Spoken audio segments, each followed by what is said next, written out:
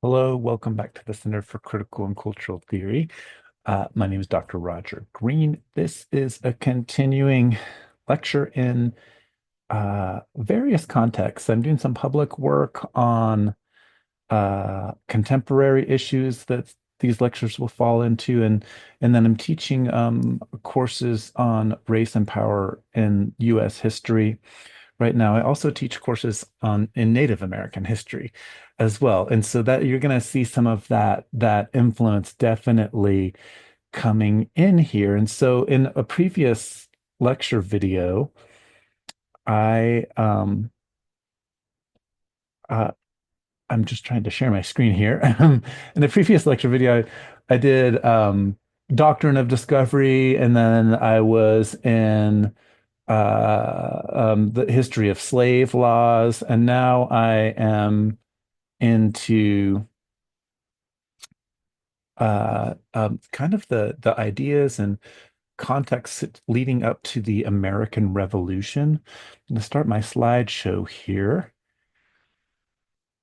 Uh, so I want to think about some of the philosophical ideas related to this phenomenon of liberalism. Now, we know that in contemporary political context, sometimes people call the Democrats liberals and the Republicans conservatives.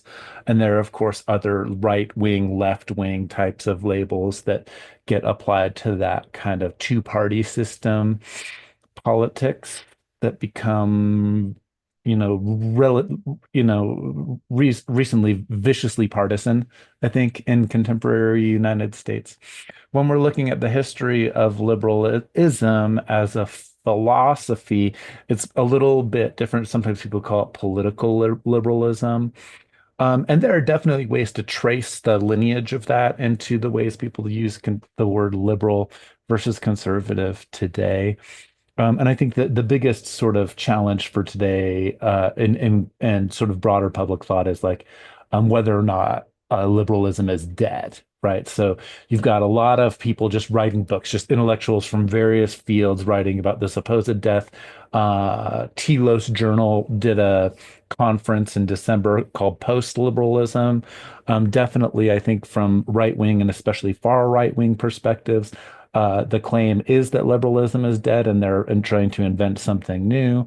Other people are trying to reinvent liberalism in the center, although we don't, as I'm making this video, we don't hear a lot of that from the liberals. The Democrats are particularly quiet because the Republicans under Donald Trump have control of the House and the Senate and the executive office, which is in tension these days with the judicial office, if we're thinking about the United States and its um, bicameral system, and then its three parts of legislative branch, executive branch, and judicial branch, right?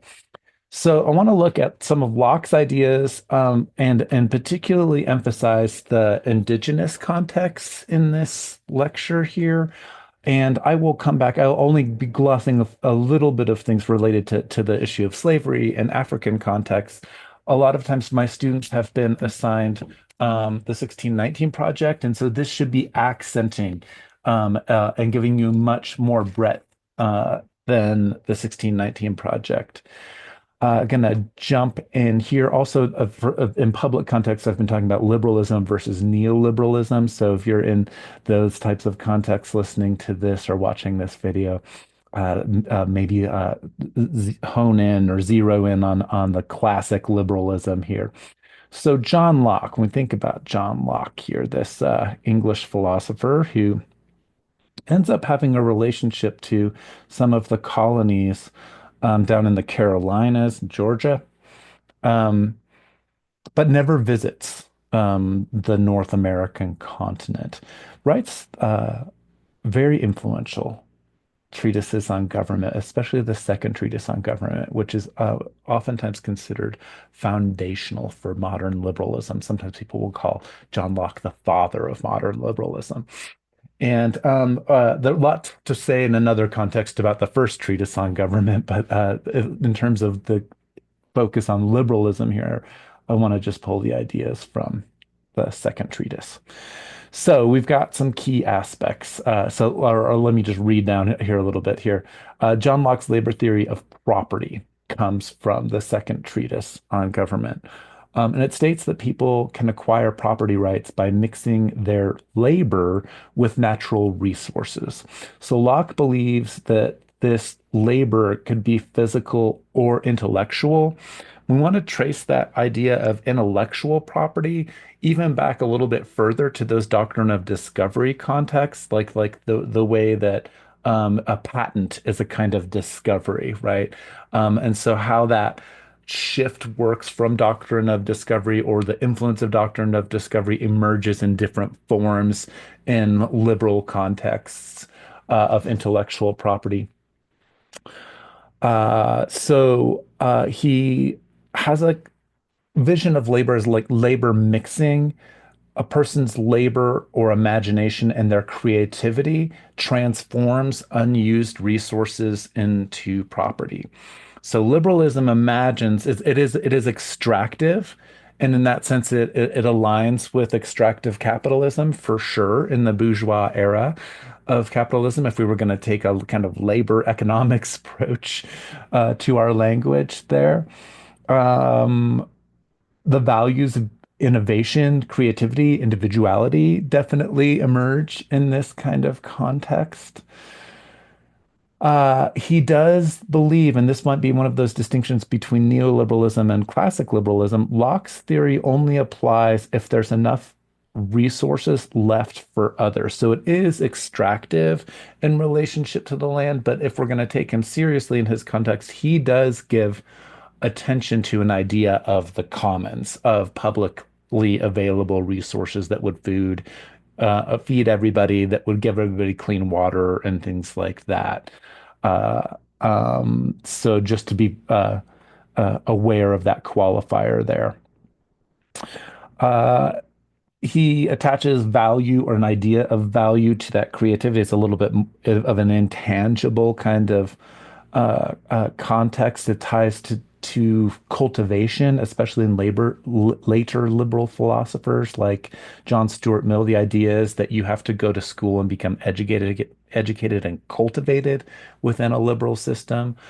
Which is why liberal notions of freedom and liberty, that notion of liberty, only happens once one has entered into a context of liberalism through this thing called the social contract. That's why they don't see like indigenous peoples as necessarily living free or having liberty in the ways that they're conceiving liberty in these colonial contexts.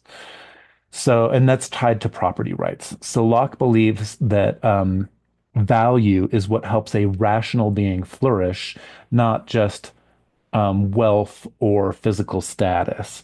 Locke believes that people have the right to fruits of their labor, including their creativity and innovation. And so when we're looking at applications of his labor theory, Locke's theory has been used to justify intellectual property rights, such as property copyrights. Locke's theory has been used to justify ecosystem management regulations, and it's also been recently used to support cyber property. Although there is this newer context of neoliberalism that we would want to approach in another lecture, just not this particular lecture today, because there's too much to do. So, broadly speaking, liberalism imagines a society made up of individuals who have rights. Some of the rights are natural and, quote, inalienable. Human knowledge comes from experience. Locke has an idea that we are born equal, or that famous phrase, tabula rasa, or blank slate, and that all of our knowledge comes from experience, right? In that sense, this idea of modern liberalism is not only individually focused, but it's very different than if we were looking at Plato or the ancients in that particular form. They do not necessarily have this idea of social equality in ancient forms of democracy, even if you're tracing democracy back there. So just want to make the distinction between ancient and modern. The fundamental liberal ideals of consent of the government of the governed, these are commonly what we hear, right? Fundamental ideals: consent of the governed, freedom of speech, freedom of the press, freedom of religion, separation of church and state, The right to bear arms, the right to due process, the equality before the law are widely accepted as common foundations of liberalism. Although Locke doesn't have as much of an extreme version of that separation of church and state, he wants more religious tolerance, and he shifts quite a bit away from Thomas Hobbes, an earlier writer on social contract theory in his theories. But when we're actually digging into those philosophers, they're all Euro-Christians, to use my word, adjective, one lowercase, one word. They're all Euro-Christians, and they're oftentimes arguing about the state of the soul. And they're drawing on theological notions, especially Protestant Christian theological notions, where they've tried to distinguish theologies of the soul from their Catholic counterparts over on the continent.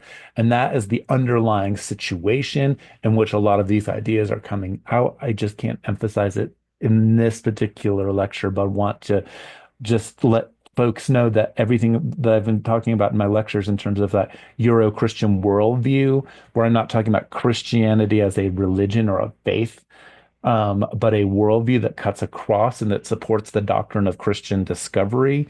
Even before Columbus arrives, he has an apparatus of law that he's applying, and the ceremonies of discovery that come from that is coming from a Euro-Christian worldview that cuts across deeper than cultures, deeper than different languages in Europe and England, right? It's the same sort of legal apparatus that they're all drawing on to make claims to lands when they come over to the new continent. Consent of the governed, that idea is definitely based on theories of the social contract, and we could look to earlier philosophers. We could go back to Plato on that, but definitely Thomas Hobbes as an earlier philosopher, and in some cases, Niccolo Machiavelli. And that's, again, broader than this particular lecture for today. So we are in my lecture series here. We've moved through the slave laws and Bacon's Rebellion in the late 1600s, a little bit of Metacom's War, King Philip's War in the late 1600s. And now we're jumping into the 1700s. And there are many, many uh, international law and legal discussions that are going on and agreements between the different European nations that are happening throughout the early 1700s that will be worthy of note for a more in-depth lecture. Here, there's also the phenomenon known as the Great Awakening or the First Great Awakening, which is a religious revival movement happening in on the North American continent during the 1730s and 1740s. John Wesley and folks like that, Methodism. One of my degrees is from a Methodist school, Iliff School of Theology. And that's just stuff that some cultural stuff that's not going to factor too much in here, although it'll pop up in just this little bit of lecture today. Uh, so, let me go back to that map. I think this map is really useful for us. Even though, of course, I sometimes talk about in my lectures like a view from the land, like the native perspective, a view from the shore versus a view from the sea, and this is like a top-down view, so it definitely is a Euro-Christian view, right? In the way that the map is showing up with these lines and for states and all of that, so it's part of that imagination. But when we look at the territories for the 1750, if we think about not from the English perspective, but New France, look at how much of the continent is being attributed to New France here, as opposed to New England, right? Which is really New England's up here, but I've been trying to distinguish between the Virginia situation in New England and then the emergent Carolinas and Georgia as well during its 1750, right? So I will ask people to always consider the Euro-Christian claims to discovery in the 1750s. And what I want you to draw your attention to, although there isn't a great attention to waterways on the map, is going to be like the Mississippi River coming up through here and then branching off to a few rivers over here in the Ohio Valley. This is going to be the area of great interest for the Seven Years' War or the so-called French and Indian War. And what had happened was the France had been colonizing down the St. Lawrence River into the Great Lakes regions, into places like Detroit, and then coming down the Mississippi and trying to and making waterways as transactional ways, like ways to make trade happen across the continent, and all through the lands and what becomes St. Louis. Before that, Cahokia is the native name for that place. They are um, uh, leaving signs of discovery because they're operating under discovery law. And when George Washington and his brothers start moving into this Ohio country over here in the 1740s and 50s, when they make their land claims, they're going to be in a conflict in terms of discovery rights with France. Now, remember, France is a Catholic country and England at the time, and England is a Protestant country, um, with the Anglican Church being the state religion, of course, there. And then the Puritans over here in New England being a more extreme version of Protestantism. Uh, Leaving the Puritans don't make so much of an impact, a direct impact anyway in this lecture, but it's going to be more of the Virginians down here who are going to be going over into New England, particularly George Washington and his brothers. So Winston Churchill um, uh, famously calls the Seven Years' War or the French and Indian War the First World War. And the reason why he does that is because when we look at it historically, it does erupt here between France and England, but the repercussions are in terms of worldwide trade at the time. So it was a global conflict involving major European powers fighting across multiple continents, including Europe, North America, India, and the Caribbean, making it one of the first truly worldwide wars in history. There are battles fought in Europe, North America, India, and the Caribbean, demonstrating a widespread conflict. The primary combatants are France, Great Britain, Prussia, Austria, Russia, and Spain, all major powers of the time, and many who I won't get to today in today's lecture because I'm focusing on indigenous issues in what's now the United States. A significant part of the war focused on colonial rivalries between France and Britain in North America and India, especially further expanding um, the conflict beyond Europe. The outcome of the war significantly altered the balance of global power, with Britain emerging as the dominant colonial power in North America and India. Thinking ahead, I ask my students, especially students who've been reading 1619 Project, because you would have read the sugar chapter.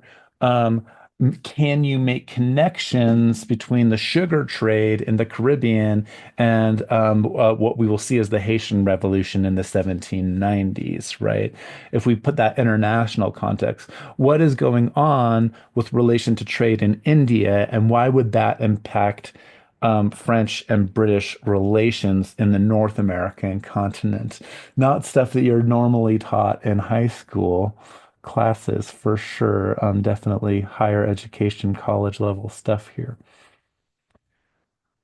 We have talked in previous lectures about the Haudenosaunee Confederacy's influence on American democracy. I'm pulling this from the Haudenosaunee Confederacy's current day website, where they say Kanasatego, the then chief of the Onondaga, it's the central fire of the five nations, or the six nations if we're adding Tuscarora, who join in the early 1700s, and Lenape for a while as well, but then the Lenape leave. The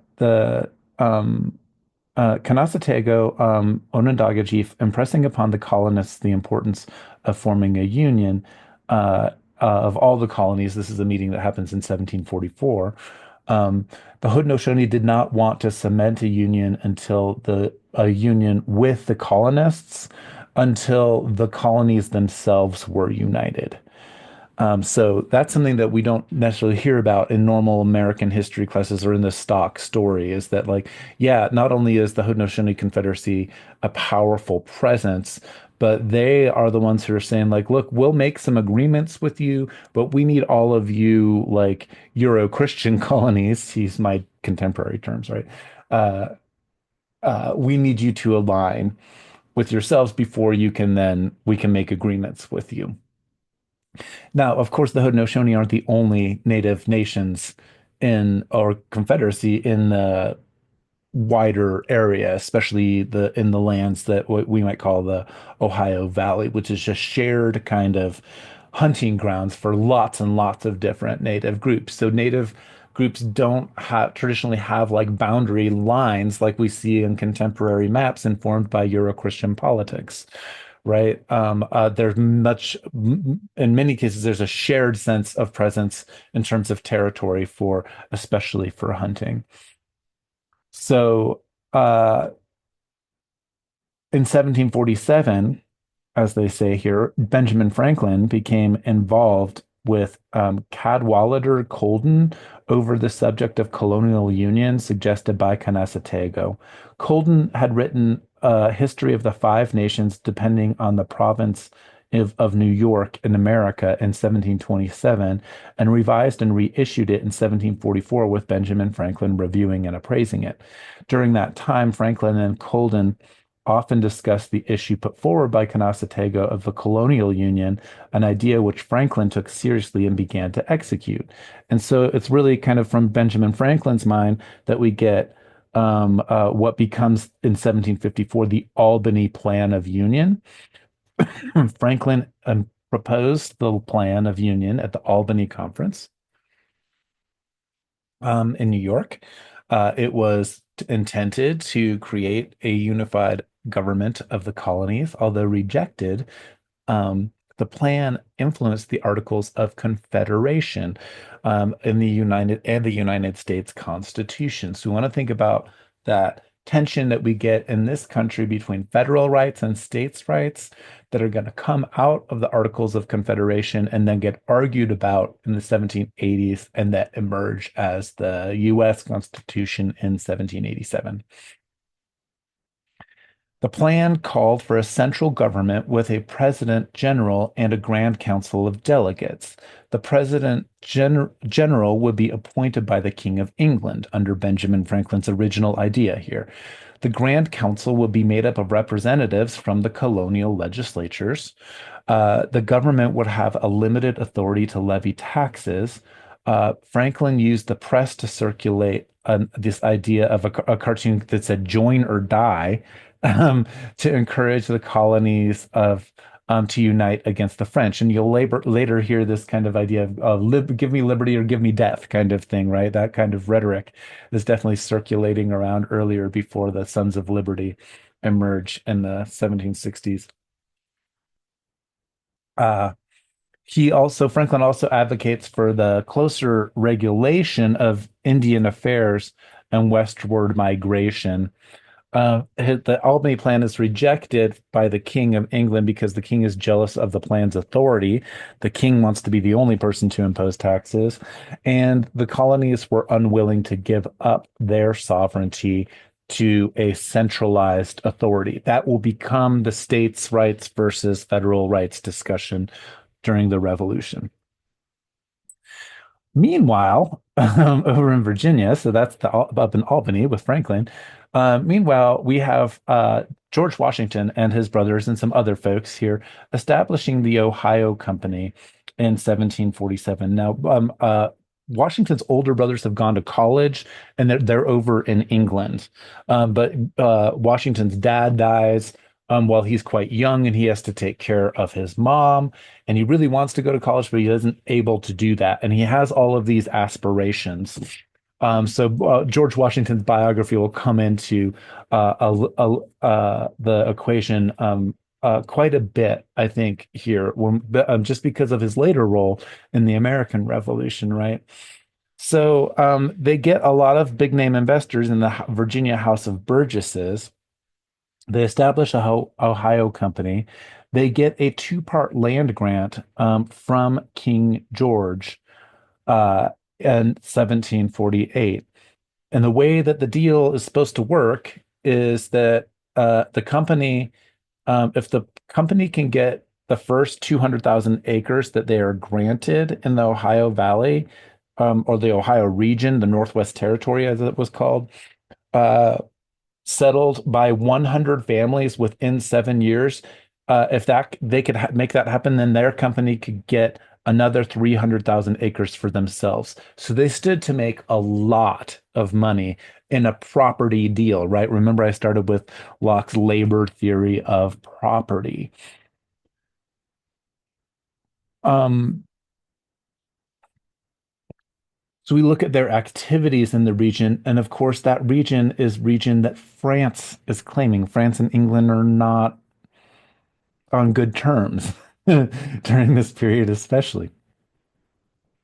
So the Ohio Company's activities led to the French and Indian War. The Ohio Company was a land speculation company that was formed in 1747. The company's goal was to settle Ohio country and also trade with Native Americans. The company is made up of Virginians, including George Mason, Thomas Lee, Thomas um, Creasap, Augustine Washington, and George Fairfax, and of course, George Washington. The company secures that land grant. I already mentioned that. The company employed Christopher Gist to survey the area and negotiate a treaty with Native Americans. They also sent out young George at the time. And George is really young at the time, his early 20s. The Ohio Company has enormous impact. The company's activities in the area are also claimed by France, and that leads to the breakout of the war. The company's members are credited with becoming the first non-Native American group to permanently settle west of the Allegheny Mountains. In 1788, the company establishes the Marietta, Ohio, as the first permanent settlement of the United States in the Northwest Territory. So notice that year 1788 is the year after the Constitution, right? Just giving you a broader picture of the kind of second half of the 18th century that I'm covering in this lecture today.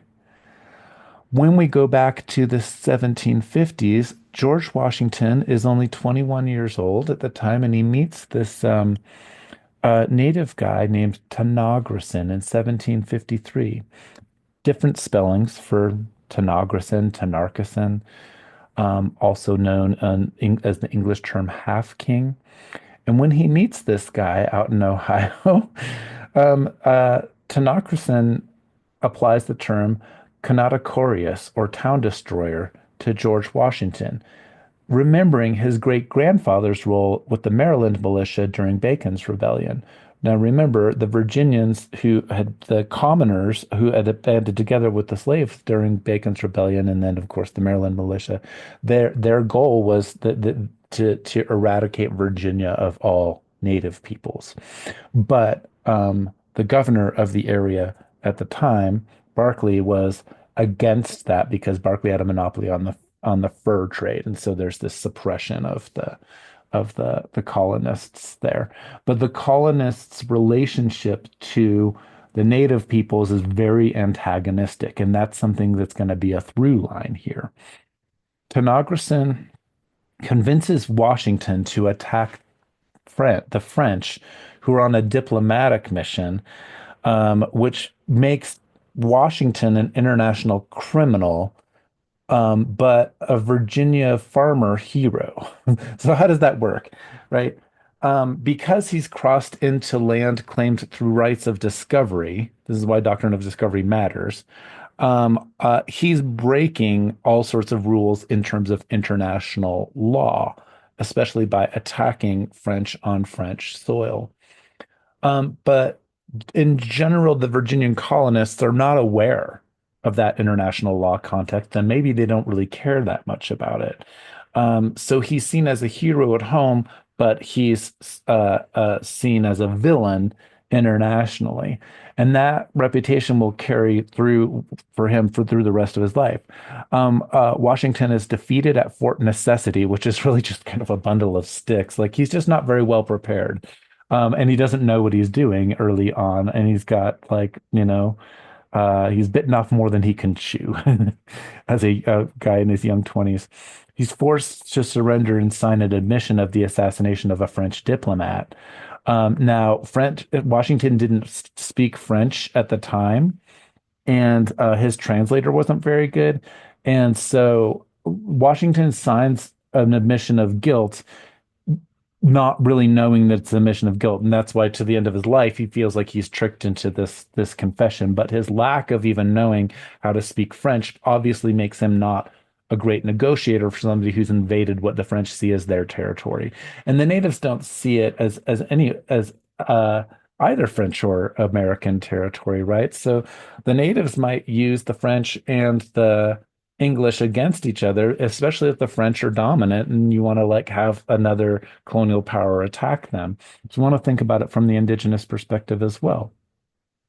Washington redeems himself in 1755 after the war with France breaks out during the Seven Years' War here.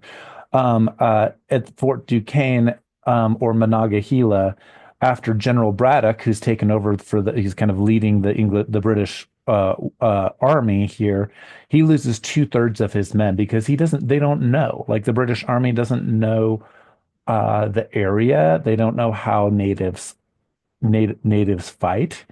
And so they're getting their butts kicked by natives.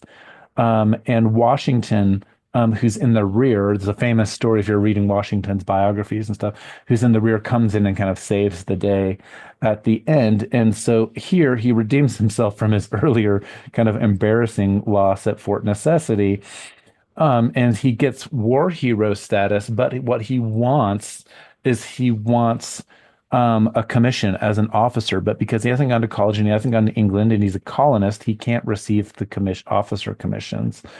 And that leads Washington, who keeps trying to go to uh, the the authorities in the British Army and say, like, I know the area, I know what's going on. I've been out here surveying and all of this stuff. I know how to interact with the natives, and no one's believing his tactics, right? So even though his tactics seem to work, and they show in retrospect that he was right about things from a tactical perspective, he's not being listened to. So Washington quits and he goes back to Virginia and he becomes a Virginia farmer.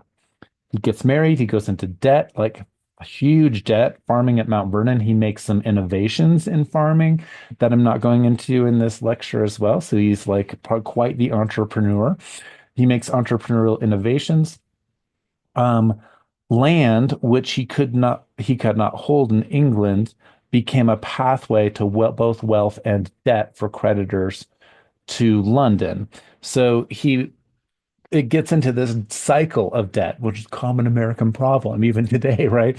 Where you get more and more indebted, people are extending you credit, but that you don't make enough to get past the interest rates.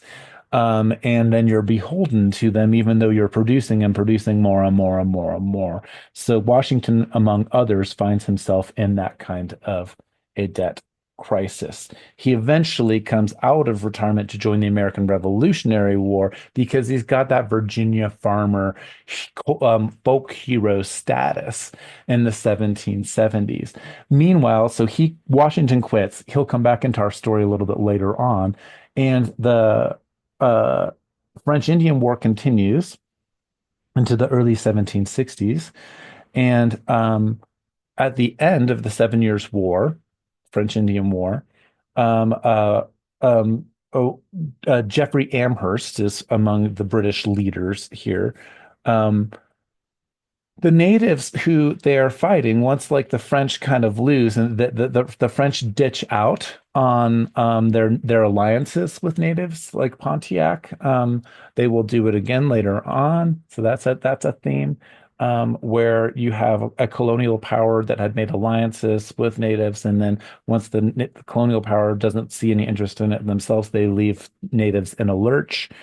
Uh, but Pontiac, who's one of the an Ottawa leader, um, carries on the war. And what he tells the British is that just because the French have left, that doesn't mean that automatically that Britain now has the rights to colonize the Ohio or Northwest Territory because there are lots of different native nations living there.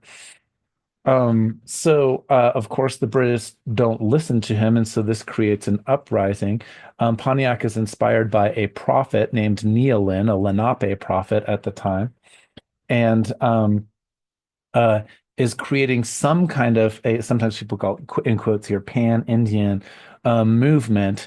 This is a coalition, perhaps a loose coalition among all sorts of different native nations that were not necessarily part of the Haudenosaunee Confederacy. There's also the kind of emergent concept of Mingo, which is a mix of different native groups for the area. But you also have Shawnee and the area Miami, in the area you have Lenape in the area Tuscarora before they join um, the Haudenosaunee Confederacy. You have Ottawa, you have Huron, also called Wyandot or Wendat. You have Potawatomi. You have Ojibwe, lots and lots of Anishinaabe folks. If we're going to go up to the to in what's now Minnesota, um, as so there are lots and lots of different groups that are not part of the Haudenosaunee Confederacy. Working under Amherst during this period, during Pontiac's War from 1763 to 1766, this is where we get the famous first instance of biological warfare with the, at least documented, right? I think that this kind of thing could have easily been happening at earlier times, but we see it documented here. That's why it's important. So, working under Amherst, the desire to spread disease is combined with a desire to destroy the gift economy. So I've mentioned this in earlier lectures. There's not paper money at this time period, especially native relationships. All of the colonists are dependent on relationships with the natives, and the natives work in a gift economy. The colonists grow to greatly resent the gift economy towards native peoples, and that erupts in various different different times rather. So, like in Bacon's Rebellion, it's happening partly because they're dependent on food trade with the natives because uh, uh, they're wanting to plant crops that they can get cash for, like tobacco, right? And when natives get resentful of food relationships with trade or don't want to provide trade or it's a bad year or something like that, and there isn't enough food to go around, it creates an outbreak, right? And we could see that back in 1618 in that economic situation before the African slaves are being brought here, which I covered in an earlier lecture. So, in this letter from Simon Ecuyer,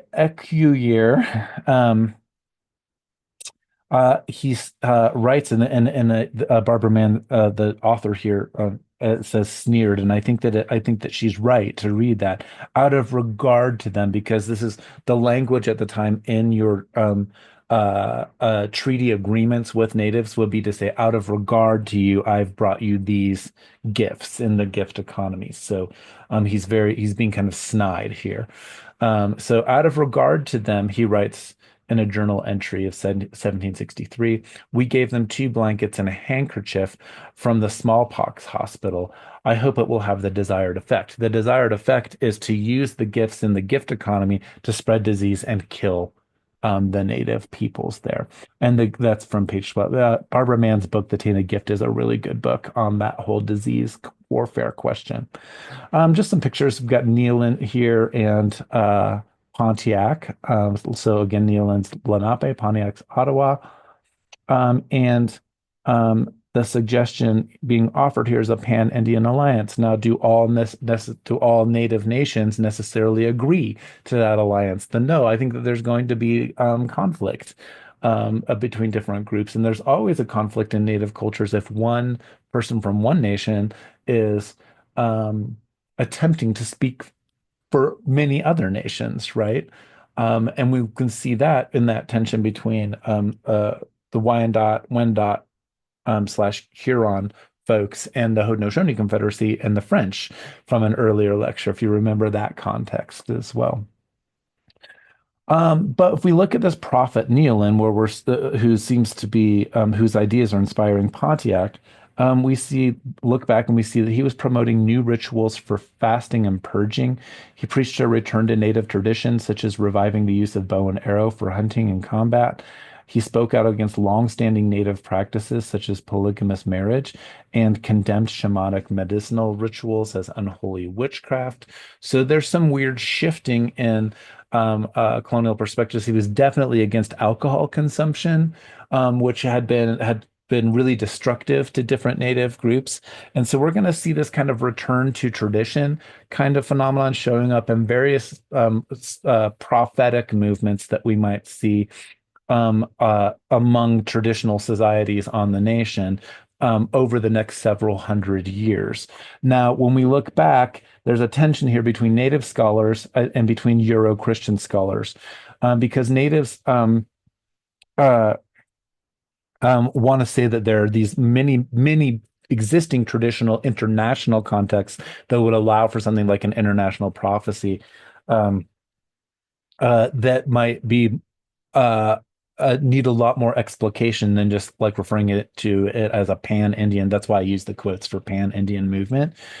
At the same time, Euro-Christian historians have focused on the Christian Great Awakening of the 1730s and 40s, as I mentioned earlier, and saying, well, O'Neill's being influenced by the Christian movements. And maybe so, maybe not. But again, it's like native scholars say that the Euro-Christians miss the traditional context, and then they overemphasize the ones that they recognize as Protestant Christian. And just think about it in terms of the French Indian War versus the um, American colonists who were British and Anglican Church, right? So because the French would be all covered under Catholic missionaries, because France was Catholic at the time. Uh, but the British would be aligned with Protestant values, especially the Anglican Church, and then up in New England, the more extreme versions of Protestantism or Puritanism. So over time, historians who have been emphasizing the British position tend to overemphasize the influence of Protestant Christianity on the natives because it's in line with the idea of British westward expansion. And what the native scholars are saying is like that's not exactly the same. That's kind of biased, right, in the way that it favors a British perspective in terms of what prophecy might be, that just doesn't have an ear for native contexts. The French Indian War ends with the Royal Proclamation in 1763, and then we get another treaty of the Treaty of Fort Stanwix. And if you're in my classes at the universities, those are the primary text readings for this time in class, right? For these next few weeks. So we want to compare these lectures to the primary sources. But when we look at how the map has changed after the 1763, that earlier map that I had on my screen, right? Look at now. So now whatever's kind of uh, pink in here is what the British claim to have won from France, all of that idea of France. But then when we look over in the yellow territory here, which was uh, part of it would have been France, is also ceded over to Spain. So Spain gains all of the territory west of the Mississippi. The French are kind of kicked out, and the Brits claim everything east of the Mississippi. Of course, natives like might have their own opinions about this, but this is what the European powers are deciding amongst themselves, right? Um, and then we get the territories like La Florida over here that are lost by Spain and gained to Britain. And so that's how Florida becomes uh, part up here. But of course, culturally, Florida had for a long time here, right? For like 200 years, already had been under Spanish colonization. So uh, Treaty of Paris ends the Seven Years' War. Britain is in massive war debt. So the king imposes several taxes onto colonists, which infuriates the colonists. The continental France is divided up into Spain and Britain, like I just said. But France also keeps Haiti and Guadeloupe. So that sugar connection that I've asked students to think about, especially if you've read the sugar chapter in the 1619 project. France will become a major player again closer to the American Revolution. The Treaty of Fort Stanwix in 1768 includes a Haudenosaunee reservation, but the idea of an Indian reserve infuriates the colonists. The colonists have that antagonistic relationship to the natives that we saw all the way back in Bacon's um, revolt, right, in the 1670s. And so I want people to be thinking about this like, at the same time. I'm not covering so much of the slave laws, although we could talk about the Steno Rebellion, which came up in an earlier lecture in 1739, and that creates the, you know, harsher imposition of Jamaican slave codes in 1740, or the Negro Act, which comes up, I think, in the 1619 project talks about that. But we might also think about what all of this means, the changing of the guard and relationships, what it might mean for the main slave port here in Louisiana. And as we're thinking about slavery in the South and plantations and the growing of Southern states that happens after this period, that creates the tensions around slavery that's going to emerge as the three-fifths compromise in the U.S. Constitution, that we need to kind of just think about this earlier situation, just 20 years earlier, right? For you can't really think about the formation of the United States without thinking about the Seven Years' War. Now, I know that Americans today associate Louisiana and France with like King Louis, right? Of course. And St. Louis, of course, because it was French territory. Napoleon gets the territory of Louisiana back in 1800 from Spain, but then he turns around and he sells it in the Louisiana Purchase under Jefferson to the United States. So just that's like pushing ahead forward there. Uh, let's go back to the 1750s. So this is during the Seven Years' War. Let's look at it from another angle. International economics. There's a decision in 1757 called the Pratt-York Opinion. It has to do with the East India Company. This is going to give you some clues on why Winston Churchill, smart historian that he is, says that this is a First World War, right? The East India Company, which had been formed in 1600, remember from an earlier lecture, I mentioned that about this same year that we start getting yearly visitations to Virginia and eventually get the foundation of Jamestown, right? So the East India Company gets an exclusive trade right, a monopoly to India they'd already had. They get it extended from the years 1742 to 1883. I think it should be 1783 there. I think that's just a typo, so just correct me there. Uh, Virginia, or sorry, fearing the monetary and 1783 is important because of the American Revolution, right? So just sorry for the typo there. I'm just going to keep going on. Fearing the monetary consequence of a war with France, the British government agreed to extend the deadline for the licensed exclusive trade by the company in India until 1783. I have it correct there. And in return for a further loan of $1 million, or sorry, £1 million, excuse me. The Industrial Revolution made England rich, and there was a demand for imported goods that was really, really high.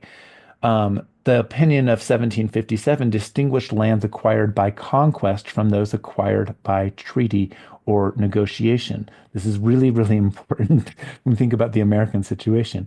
In the former case, if the land was acquired by conquest, the crown would acquire both sovereignty and title. But in the latter case, the crown would acquire sovereignty, but the company would acquire title. So when I ask students to think about like that Johnson v. McIntosh decision, which I'll come back to, why is it, what is its importance in American law? How do we juxtapose that decision with the foundation of the American Revolution and the country? What we need to do is look to the earlier international economic angle context for some of those answers. This goes a little bit beyond a first year U.S. American history class, but it's why I'm just pointing to the further nuance that we would need, especially if you're looking at this and you're a graduate student, right? This is like a great subject for a grad student paper. Uh, Pratt and York explained that in India, a land grant issued by the crown was not a prerequisite for land titles to be valid. And so this shifts what the colonial process looks like for Brits in India, which of course they're occupying until like 1948, right?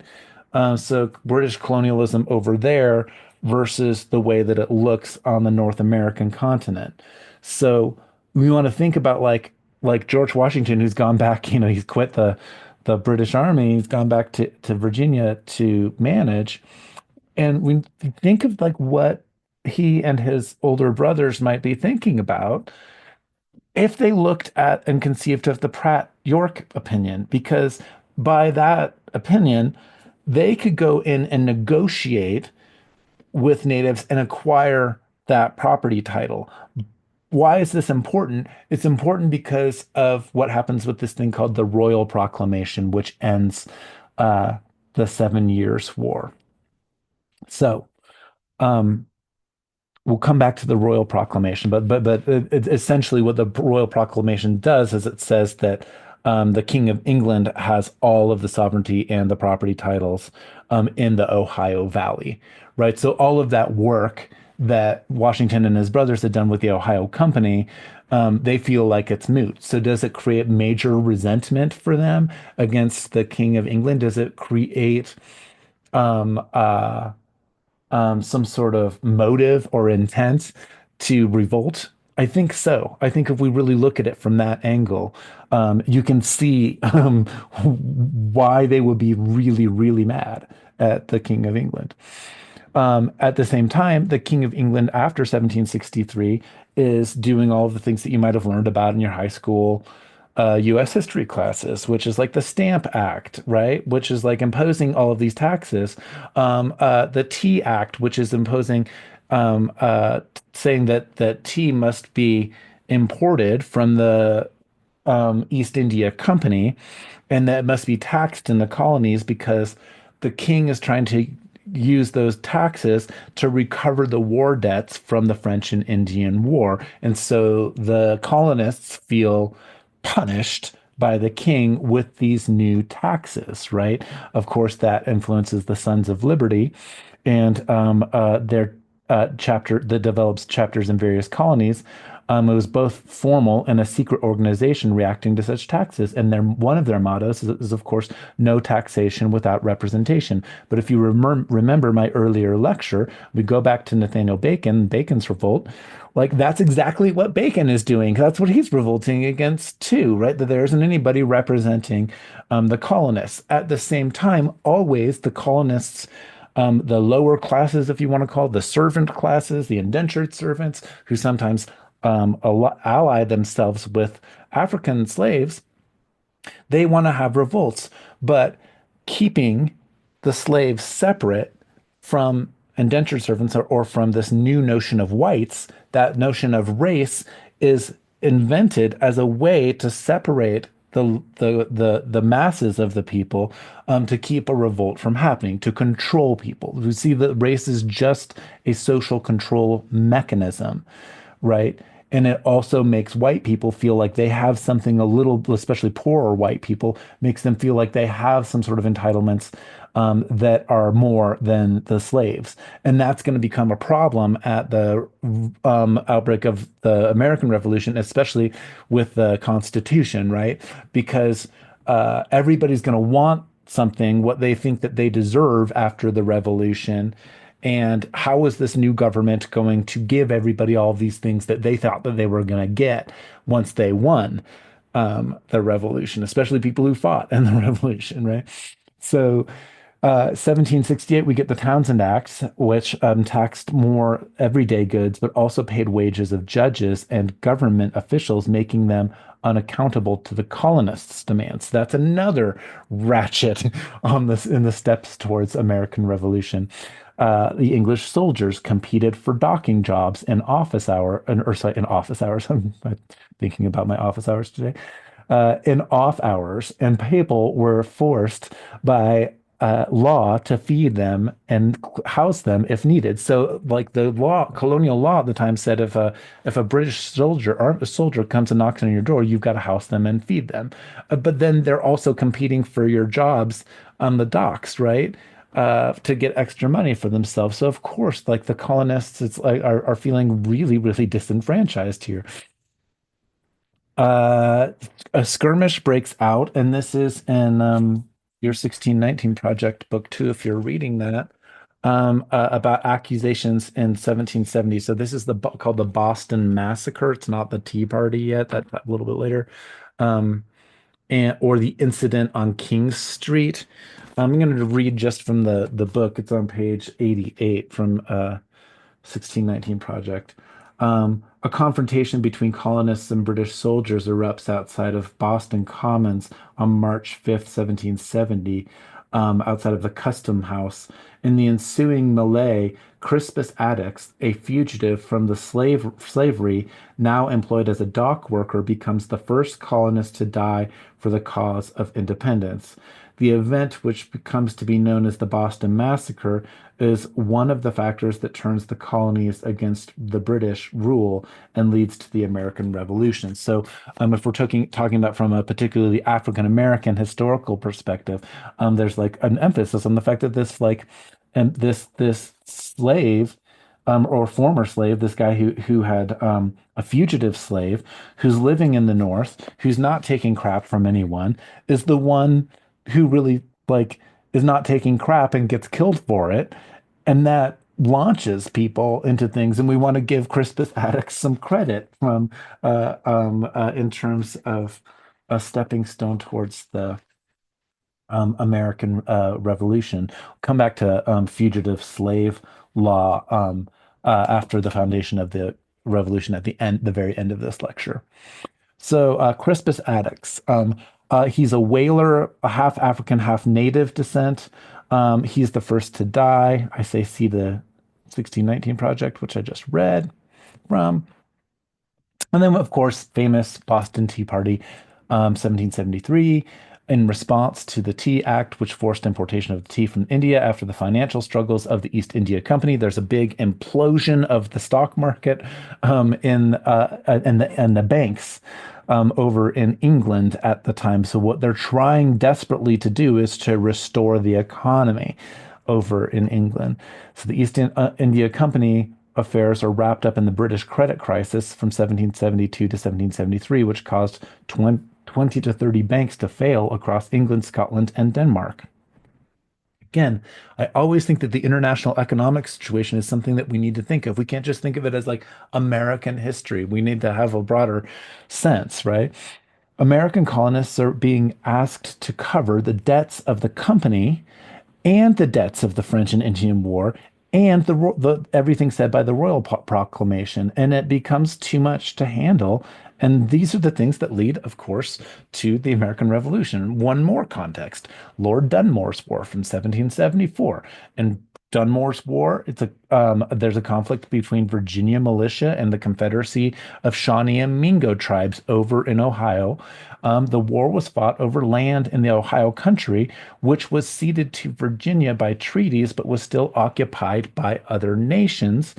Yeah, that's one way of thinking of putting it. But like again, remember, like so the French have kind of departed, but then there's that kind of uh, conflict over the Pratt decision that I mentioned earlier. So like by the British Army stepping in and winning the French Indian War, that creates the royal proclamation because it means that the country has now all of the territory has been claimed by conquest and not by treaty. But then you have people who've made treaties with the natives, and they want those treaties to be held up. The Pratt decision is super, super important to keep thinking about here.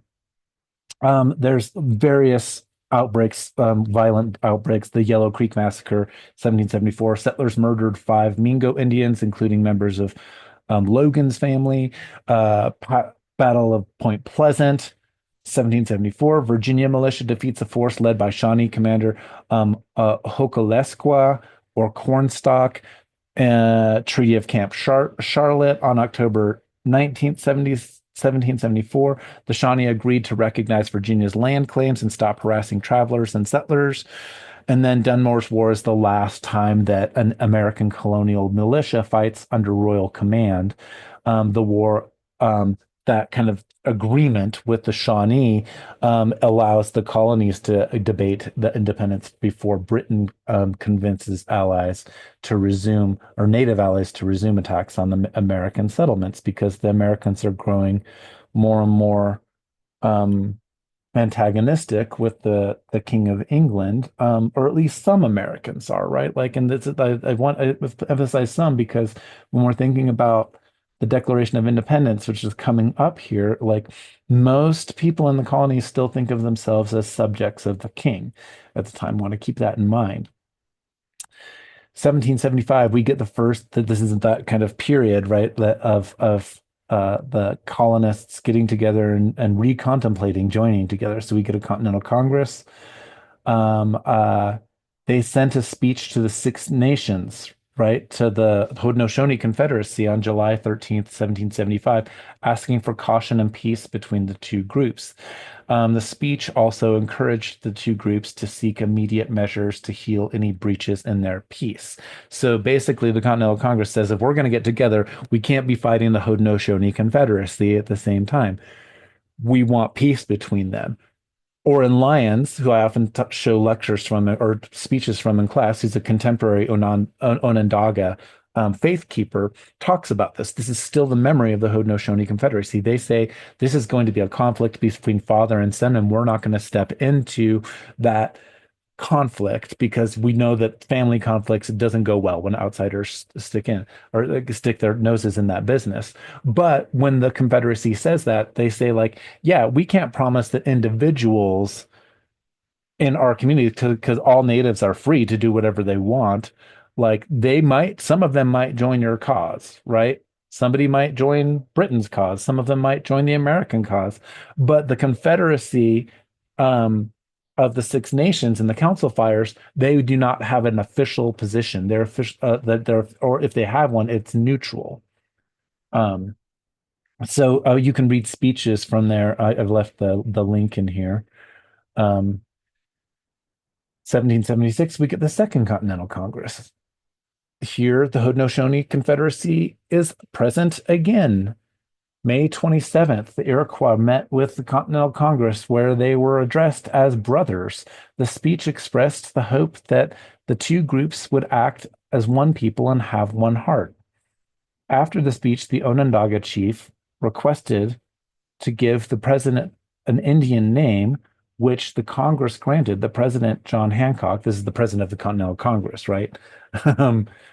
Town Destroyer remains the name for the American president from Haudenosaunee. The president of the Congress, John Hancock, is named Carondewan, or the Great Tree.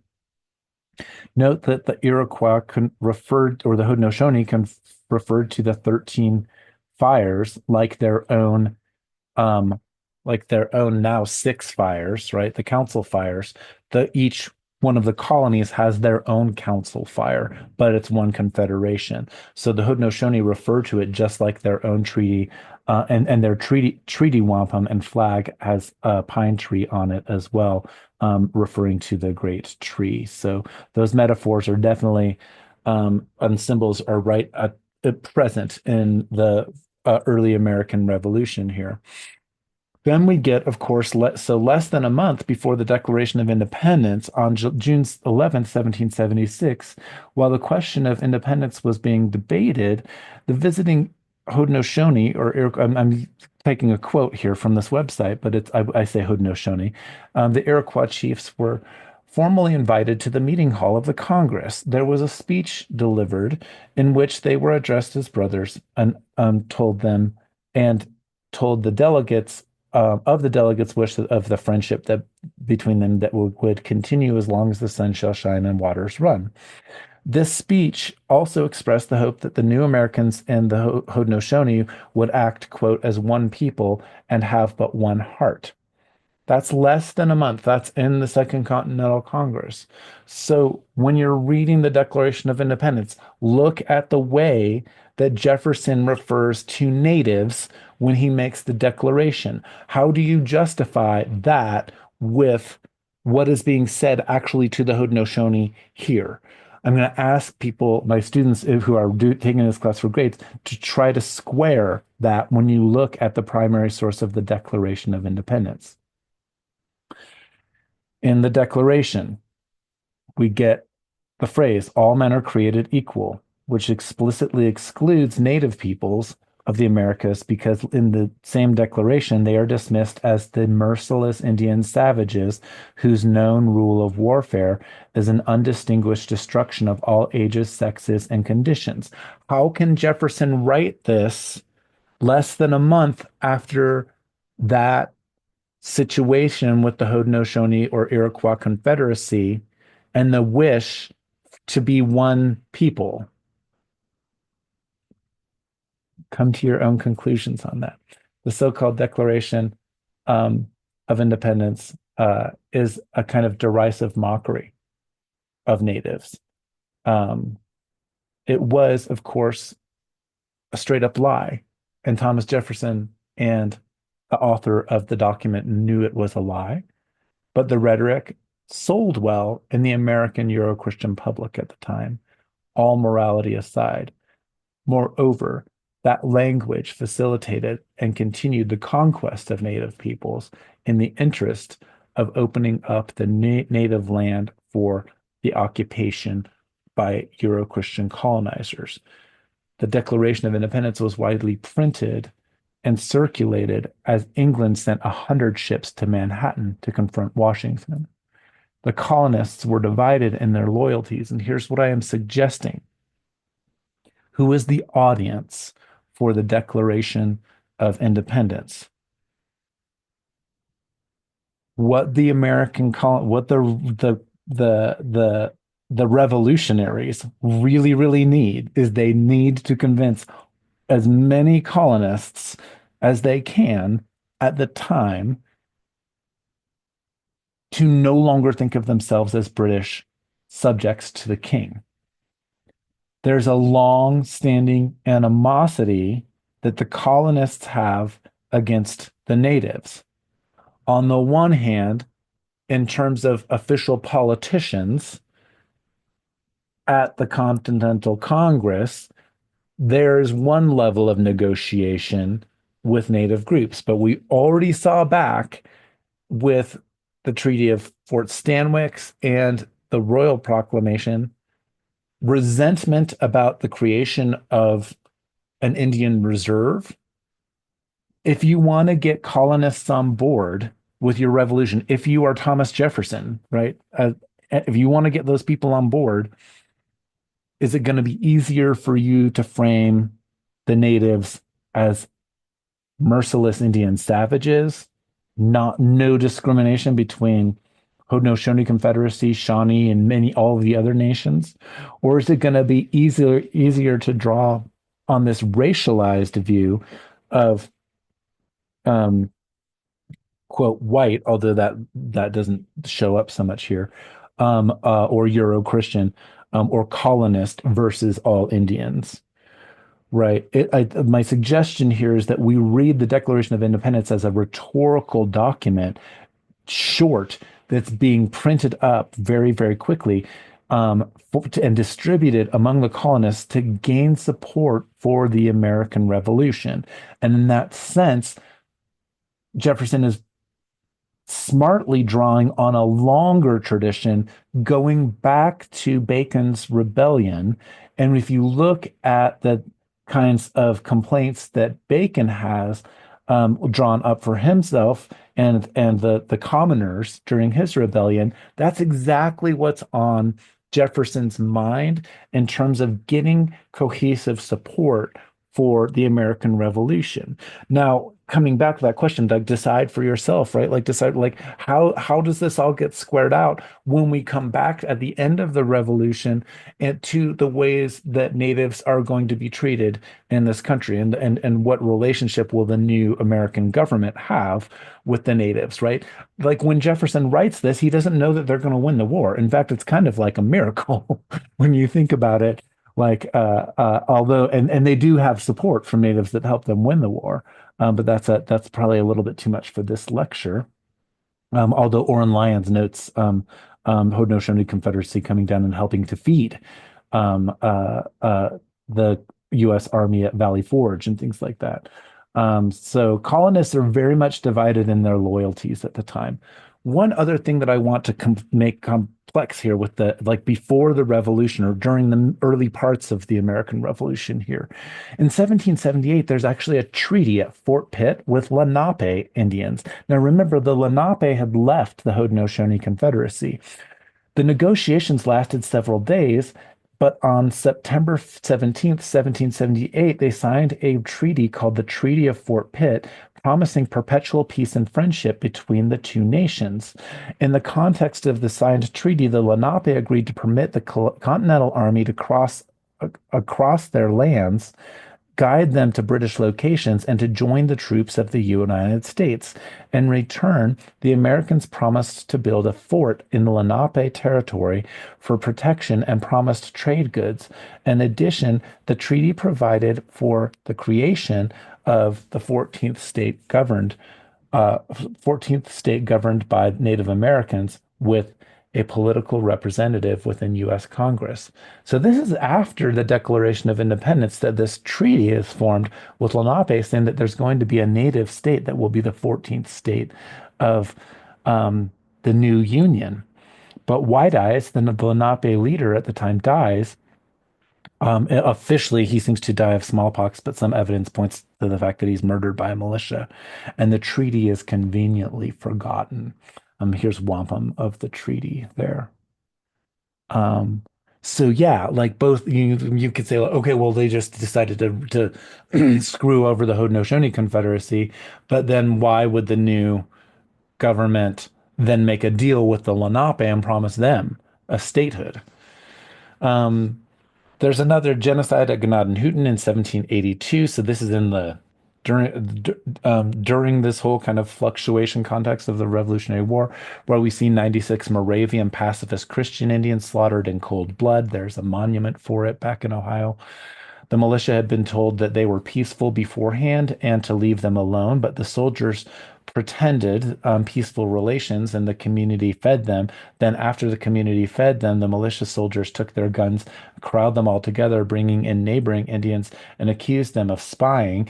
The Moravians begged for a night of prayer before execution. During that night, they pray and sing songs, but before execution, the women in the morning were raped by the soldiers. John Heckewelder, who's a missionary, and who had converted them, was at the time playing both sides between Americans and British. So he was doing spying work, but it gets taken out on these Christianized Indians that he'd converted. Various other players to be thinking about during this time period that I'm just not having a lot of time to lecture on today, who we might think of in a graduate course or something. A Christian Mohawk named Dan Denega or Joseph Brant, who was not a sachem, claimed to speak for all of the Iroquois Confederacy and sided with King George. He was the younger brother to Molly Brant, who had married the Indian commissioner and Governor William Johnson, who was a colonial governor. Joseph Brant had studied under Eleazar Wheelock. Yes, Wheelock's Latin. If you've learned Latin, you have to learn. We still use Wheelock's Latin. Moore's Indian Charity School, which later becomes Dartmouth University. So he'd studied um, Brant fought under Jeffrey Amherst in 1760 against native folks. And Amherst, of course, okayed the genocidal distribution of smallpox infected blankets. Amherst was regularly defeated by Pontiac, again, not Haudenosaunee, but who had been left in the lurch by the French. And so Joseph Brant slash Thayendanegea um, uh, is a controversial figure, depending on which native group you are talking to. But he gets into that same kind of conflict that Pontiac himself got into, where one native person cannot speak for all different native nations at the time. Another important figure who's part of this period is Gaius Suta, Seneca leader, who is friendly with Washington, but before the French and before Washington took well, before the conflict broke out, right? So, between the French and Washington, he takes the French side of the French Indian War. So he and Washington are on opposite sides, but they're friendly beforehand. Then he fights in Pontiac's war against the British. He brokered peace at Fort Pitt in 1775 to end Dunmore's war against the Lenape and Mingo. So after these conflicts, he comes back into contact at various times with George Washington, and Washington writes about him in his own journals. And then they end up on opposite sides of wars again. So another conference at Fort Pitt was called in July of 1776 to enable Gaius Suta, as the representative of the Six Nations in the Ohio and Allegheny valleys, to define his position in the conflict between England and the American colonies. Quote, "I'm appointed," said Gaius Suta, "by the Six Nations to take care of this country, and I desire that you will not think of an expedition against Detroit, then in possession of the British, for I, repeat, will not suffer an army to pass through our country." So he sides with the British. Um, What's the Haudenosaunee strategy here? Haudenosaunee, or the official Six Nations response to the Revolutionary War, was neutral, but individuals were free to do as they wished. The Lenape had already had a complex history. The Mohawks, who were the furthest east, had lost much of their land after the Fort Stanwix Treaty of 1768, which I will cover in more depth for my students in class who are reading that document, but not in this lecture. The Ohio Territory had been shared among hunting grounds for lots of native nations and the sites of earlier conflicts. So allowing the Americans and the English to fight it out amongst themselves had the possibility of leading to a mutual destruction of those two, with little loss to the Six Nations' life. Another player we might think of is Joseph Lewis Cook, or Akiatan Haraquan, who's Mohawk. His mother was Abenaki and his father was African. He was adopted by a Mohawk, and he and his mother were captured in the French Mohawk raid in 1745, but they embraced Mohawk life. He served Catholic French and sided with the French during the French Indian War, but he fought for the Americans in the Revolutionary War. Complex stuff to be thinking about. Um, Once we get the American Revolution happening, there then immediately become all of these questions about what to do with land. Remember all the way back to the beginning of lecture with um, uh, uh, John Locke. And remember, John Locke, this is very, very famous or infamous, depending on your perspective. John Locke is the one who has that kind of phrase, life, liberty, and the pursuit of property. That's what creates the good life. And that property is the thing that must be converted and allows for our creative flourishing. That's where value is established. Like is through an idea of labor that establishes our extractive value in relationship to the land and to property. And of course, um, in the Declaration, like Jefferson and Franklin and the couple folks who helped him edit the document changed life, liberty, and the pursuit of property to life, liberty, and the pursuit of happiness, right? So that's like to lead from the beginning of this lecture to the end here. in the land ordinances, as Roxanne Dunbar Ortiz points out in her Indigenous Peoples History of the U.S. There's a 1784 ordinance by Jefferson that didn't specify how territories could become states, but established a national system for surveying and distributing land.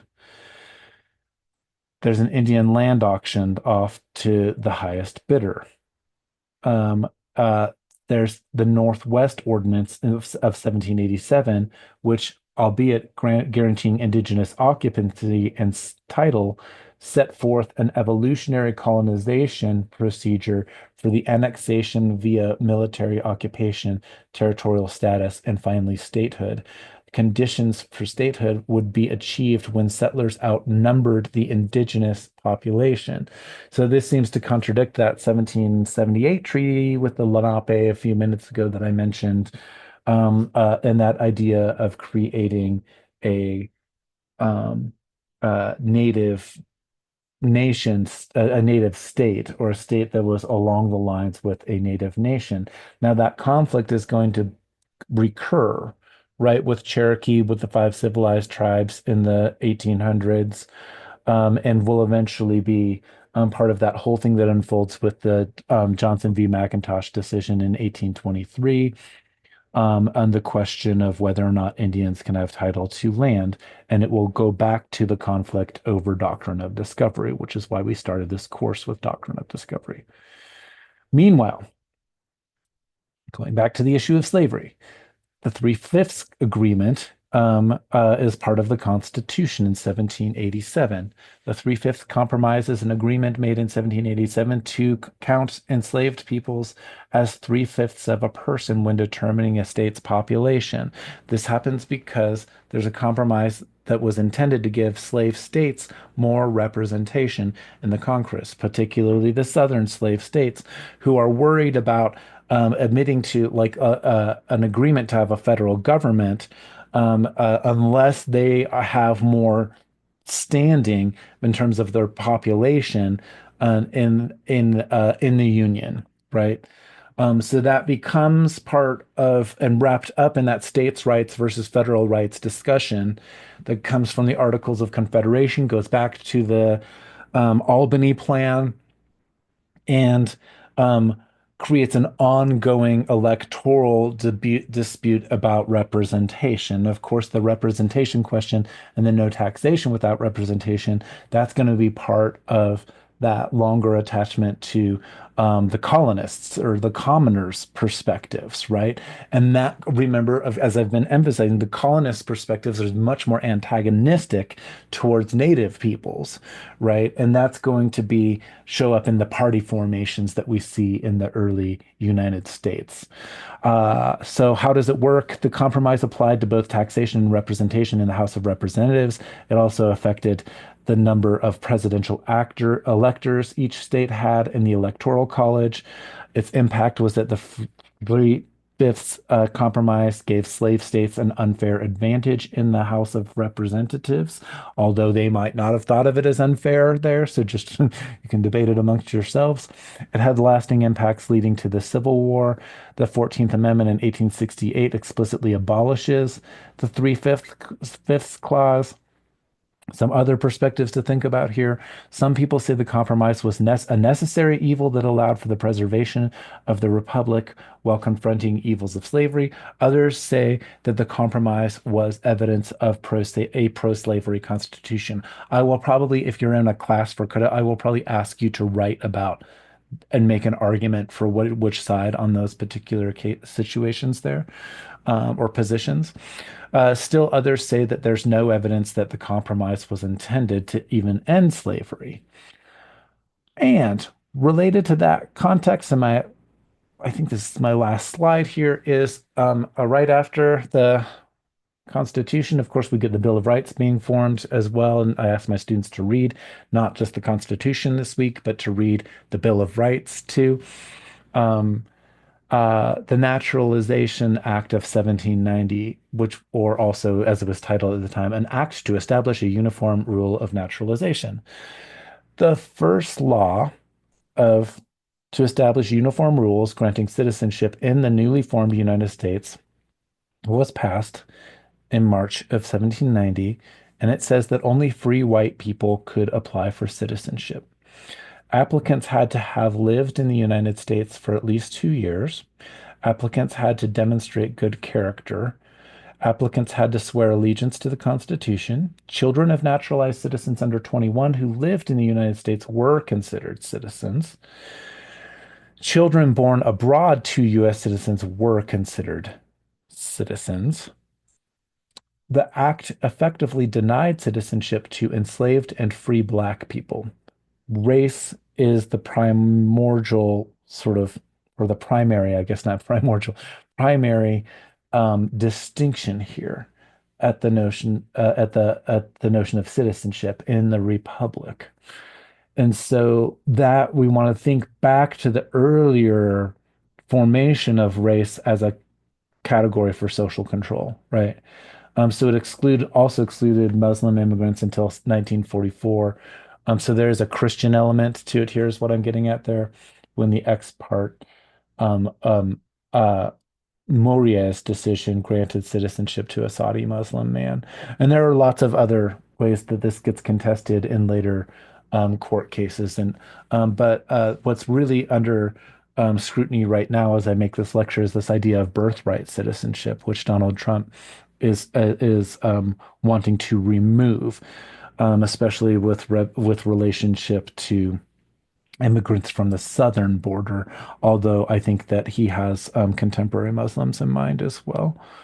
Um, uh, that birthright citizenship is part of the 1866 Civil Rights Act, which is the act that occurs right after Civil War and the ending of slavery, right? So if we look really quickly to the future, at least in terms of where we've been for this lecture, the Civil Rights Act of 1866 established that all people born in the United States are citizens regardless of race or previous enslavement. The idea was later incorporated into the 14th Amendment. So when Donald Trump attacks the notion of birthright citizenship, he's attacking this particular Civil Rights Act of 1866, but he's also implicitly attacking the 14th Amendment of the United States and the equal protection clauses and things like that. So, just something to think about. The act guaranteed that all citizens had the same rights as white citizens, including the right to make contracts, own property, and sue in court.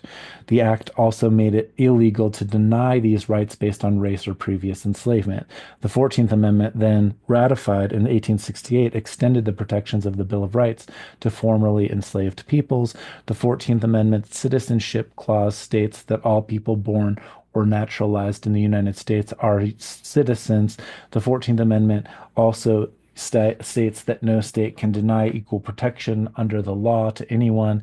The 14th Amendment's language also derived from the Civil Rights Act of 1866. So when we're looking at contemporary discourse, whether we're talking about abortion, because that finds its way back into the Equal Protection Clause here, and the birthright question that Trump has brought up, that goes back to this Civil Rights Act. It also is kind of being informed, at least from right-wing perspectives, by the idea of sort of so-called constitutional originalists, which is a legal position that wants to take things back to the original Constitution. And then the question then becomes, is that like an advocacy, an overt advocacy for racism? Isn't it an inherently racist position? And if we're thinking about race and power in U.S. history, of course, that's fundamental to your ways of thinking about how you're navigating through all of this complex material. Thank you very much for your attention. I hope to talk with some of my students more in office hours about this or in classrooms. Have a great day whenever, wherever you are. I hope you enjoy this. If you're not in my classes, I can always use support on Patreon. Um, so consider reaching out if you have the means there.